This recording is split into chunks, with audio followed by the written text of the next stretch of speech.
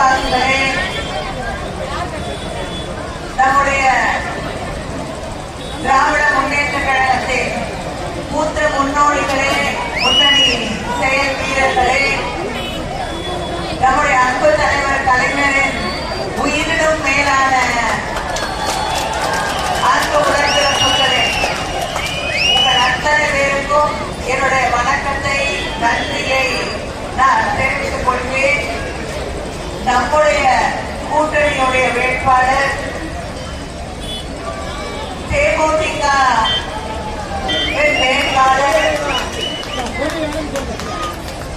அன்பு சகோதரி பிரேமலதா அவர்கள் தேர்ந்தெடுத்து நிறுத்தி இருக்கக்கூடிய வேட்பாளர், நம்முடைய முதலமைச்சர் அண்ணன் தளபதி அவர்களுடைய ஆசையை பெற்றிருக்கக்கூடிய வேட்பாளர் சரவணன் அவர்களுக்கு முரசு சின்னத்திலே வாக்களித்து அவரை வெற்றி பெற செய்ய வேண்டும் வேண்டும் வேண்டும் என்று உங்களை எல்லாம் வேண்டி கேட்டுக்கொள்கிறேன். தலைவர் கலைஞர் அவர்கள் மீது கேப்டன் அவர்கள் வைத்திருக்கக்கூடிய அன்பும் மரியாதையும் எத்தகையது என்பது உங்கள் அத்தனை பேருக்கும் தெரியும். அதே போல தலைவர் கலைஞர் அவர்கள் அவர் மீது கொண்டிருந்த பற்று என்றுமே மறக்க முடியாத ஒரு நெகிழ்வான உறவாக அது எப்பொழுதுமே இருக்கிறது. அதே போல அந்த இயக்கத்தை அவருக்கு பிறகு நடத்தி கொண்டிருக்கக்கூடிய சகோதரி பிரேமலதா அவர்களும் நம்முடைய அண்ணன் தளபதி அவர்கள் மீது வைத்திருக்கக்கூடிய அன்பு, அவருக்கும் எனக்கும் இருக்கக்கூடிய அந்த நல்ல நட்பு, அதன் பேரால் உங்களிடம் முரசு சின்னத்திலே வாக்களித்து நம்முடைய வேட்பாளர் சரவணன் அவர்களை வெற்றி பெற செய்ய வேண்டும் என்று மீண்டும் உங்களை எல்லாம் நான் கேட்டுக்கொள்கிறேன். நாம் நமது கூட்டணியில் இருக்கக்கூடிய வேட்பாளர்கள் மக்களை சந்தித்து ஓட்டு போடணும்னு கேட்கும் போது நம்முடைய கூட்டணிக்கு வாக்களிக்க வேண்டும், நம்முடைய முதலமைச்சர் அண்ணன் தளபதி அவர்களுடைய கரங்களை பலப்படுத்துவதற்காக வாக்களிக்க வேண்டும் என்று கேட்கும் போது மக்களுக்கு தந்திருக்கக்கூடிய வாக்குறுதிகளை எல்லாம் நிறைவேற்றி தந்திருக்கிறோம் என்ற அந்த உறுதியோடு அந்த உரிமையோடு வந்து வாக்கு கேட்கிறோம். இங்கு இருக்கக்கூடிய சகோதரிகளுக்கு நம்முடைய முதலமைச்சர் அண்ணன் தளபதி அவர்கள் தந்த வாக்குறுதி, தேர்தலுக்கு முன்னால் மகளிர் உரிமை தொகை 1000 ரூபாய் தருகிறேன் என்று சொன்னார்கள். தேர்தல் முடிந்தவுடன் அந்த 1000 ரூபாயை தந்து அந்த உரிமை தொகை இன்னைக்கு 1,31,00,000 சகோதரிகள் தமிழ்நாடு முழுவதும் அந்த மகளிர் உரிமை தொகையை பெற்றுக் கொண்டிருக்கிறார்கள். தேர்தல் முடிஞ்சவுடன் திமுக ஆட்சிதான் வரும், வந்த உடனே அது 2000 ரூபாயாக உயர்த்தி வழங்கப்படும்.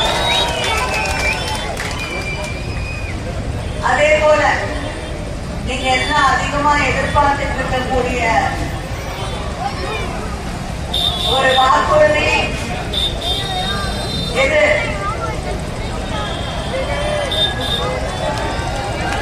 8000 ரூபாய்.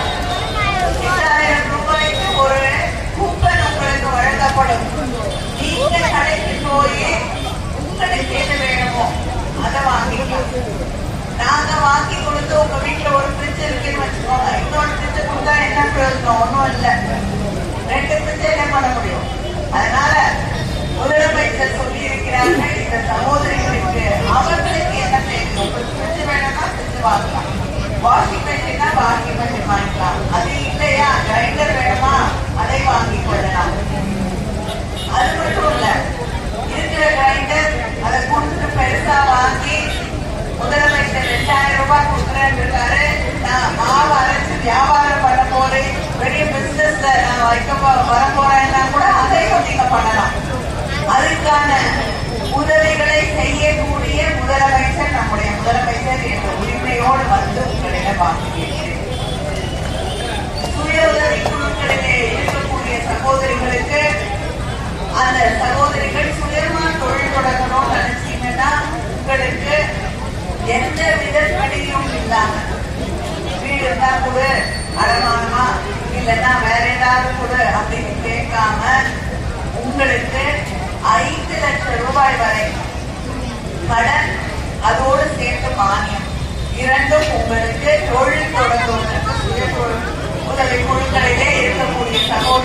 வழங்கப்படும்.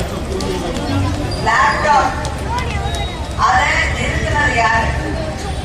எடப்பாடி. மறுபடியும் கொடுத்தது நம்முடைய முதலமைச்சர் அண்ணன் தளபதி அவர்கள்.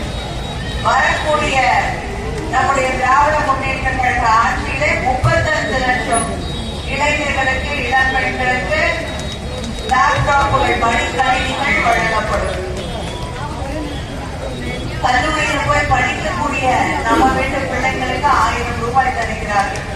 தமிழ் புதல்வன் புதுமை பெண் திட்டம் இல்லையா? அது நம்ம ஆட்சிக்கு வந்தவுடன், மறுபடியும் ஆட்சிக்கு வந்தவுடன் 1500 ரூபாயாக உயர்த்தி வழங்கப்படும். முதியோர் உதவித்தொகை இப்பொழுது 1200 இருக்கு. ஆட்சிக்கு வந்தவுடன் 2000 உயர்த்தி வழங்கப்படும். அதே போல படிச்சுட்டு வேலை தேடக்கூடிய இளைஞர்கள் இளம் பெண்கள் இருக்காங்க. அவங்களுக்கு வேலை சுலபமா கிடைக்கிறதுக்காக பயிற்சிகள், அவங்க கல்லூரியை முடிச்சோட பயிற்சிகள் தரப்படும்.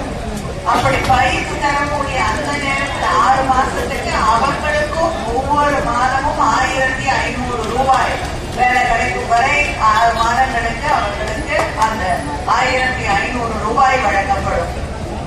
இப்படி இங்கே விவசாயிகள் அவர்களுக்கு முதல்ல இலவச மின்சாரத்தை தந்தது தலைவர் கலைஞர் அவர்கள். இன்று நம்முடைய முதலமைச்சர் அவர்கள் அறிவித்திருக்கிறார்கள், எந்த வித மின் மீட்டரும் பொருத்தப்படாத புதிய மின் மோட்டார்கள் 20 லட்சம் விவசாயிகளுக்கு மேல் பயன்படக்கூடிய வகையிலே அந்த மோட்டார்கள் வழங்கப்படும். இதெல்லாம் நம்முடைய தேர்தல் அறிக்கை. நம்ம சொன்னோம்னா நிறைவேற்றுவோம், செய்வோம். இதுக்கு முன்னாடி ஒரு தேர்தல் அறிக்கை வந்தது. இந்த தேர்தல் அறிக்கை இதை யாரும் படிக்கல. இதுக்கு முன்னாடி வந்த தேர்தல் அறிக்கை 2014 ஒரு தேர்தல் அறிக்கை வந்தது. அந்த தேர்தல் அறிக்கைக்கு பிறகு அதிமுக ஆட்சிக்கும் வந்தது. அதுல 27வது பக்கம், இந்த சகோதரிகள் நிறைய பேர் இருக்கு. 27வது பக்கத்துல 31வது வாக்குறுதி என்னன்னா, செல்போன் கொடுக்குறேன், ரேஷன் கார்டு இருக்கா செல்போன் கொடுக்குறேன் அப்படின்னா. யாராவது செல்போன் வாங்குறீங்களா? நீங்க வாங்குறீங்களா? அந்த பின்னாடி இந்த பக்கம் நிக்கிறவங்க யாராவது, சரி தெரிஞ்சவங்க யாராவது வாங்கிருக்காங்களா? தமிழ்நாட்டுல நான் போற ஊரெல்லாம் கேட்கிறேன், யாராவது ஒருத்தராவது அந்த செல்போனை வாங்கினவங்க இருக்காங்களான்னு. ஆனா இதுவரைக்கும் அந்த செல்போனை வாங்கின ஒருத்தர் கூட இந்த தமிழ்நாட்டில் இல்லை. அந்த லட்சணத்துலதான் தேர்தல் வாக்குறுதிகளை எடப்பாடி பழனிசாமி அவர்கள் நிறைவேற்றிக் கொண்டிருக்கிறார். ஏன்னா அவருக்கு தெரிந்த திட்டம் என்ன திட்டம்னா, எப்படி அதிமுகவை கைப்பற்றுவது, அதிமுக எல்லாரையும் எப்படி விரட்டி விடுறது. ஓபிஎஸ் அவர்களை திட்டம் போட்டு அதிமுக தன்னுடைய கட்சியிலிருந்து தோற்றுவிட்டார். அவர் தமிழ்நாட்டை காப்பாற்றுவதற்கு ஒரு நம்முடைய முதலமைச்சர் அண்ணன் தளபதியால் மட்டுமே முடியும் என்று நம்மோடு தன்னை இணைத்துக் கொண்டிருக்கிறார். அடுத்து யார் கால விழுந்து ஆசீர்வாதம் வாங்கி முதலமைச்சரானாரோ, யாருடைய ஆசீர்வாதத்தால் அவர் முதலமைச்சரானாரோ, அந்த அம்மையார் சசிகலாவுக்கு இன்னைக்கு அதிமுக இடம் இல்லைன்னு போட்ட திட்டத்தை நிறைவேற்றியிருக்கிறார். அடுத்தது அதிமுகவை கொண்டு போயே டெல்லியில அடகு வைத்திருக்கக்கூடிய திட்டம். இப்பொழுது அதிமுகவை அமித்ஷா திமுகவாக மாற்றக்கூடிய திட்டம். இதுதான் எடப்பாடி பழனிசாமியுடைய திட்டம்.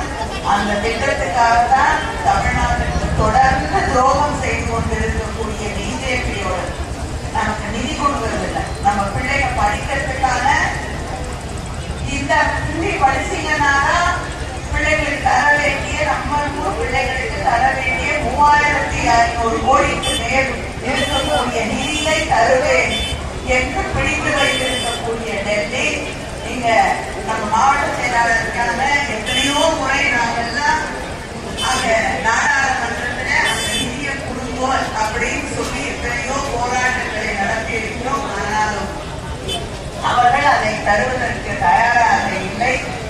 தமிழ்நாடு நிதி கிடையாது, பட்ஜெட்ல தமிழ்நாடு பேர் கிடையாது.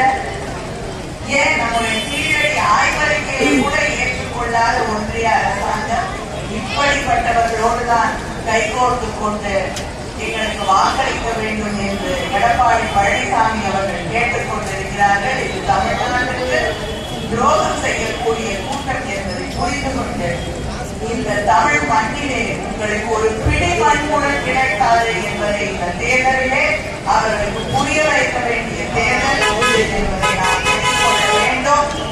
இந்த தேர்தலில் நாம் தமிழ்நாட்டை காப்பாற்ற வேண்டும், நம்முடைய மண்ணை காப்பாற்ற வேண்டும், நம்முடைய பிள்ளைகளுடைய எதிர்காலத்தை காப்பாற்ற வேண்டும், நம்முடைய சுயமரியாதையை காப்பாற்ற வேண்டும், இந்த தமிழ்நாட்டுடைய உரிமைகளை காப்பாற்ற வேண்டும், நம்முடைய மொழியை காப்பாற்ற வேண்டும் என்ற அந்த உணர்வோடு இந்த தேர்தலிலே நாம் வாக்களிக்க வேண்டும்.